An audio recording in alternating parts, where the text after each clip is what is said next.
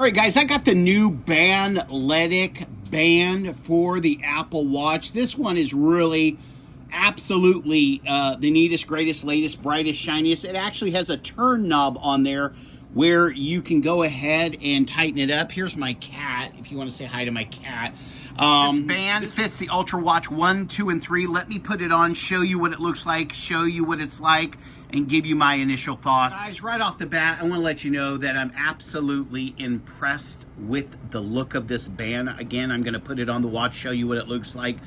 But it is tough looking. I mean, I can see why there's so many 5-star reviews on it. This is what it looks like this. And first, this is magnetic, so you just flip that off. All right, guys, so again, flips on and off right here.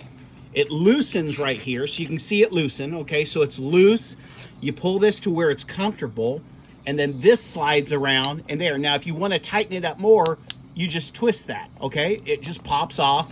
It's loose. I really like this. I mean, it's one of the better Ultra bands that I've seen. Quality is there. And again, this is genius. I mean, if you're not set off by this, you'll love this band. I mean, just click it. So it's always weird trying to get the right setting. But again, if you want to loosen it up, you just do that and goes there and it loosens immediately.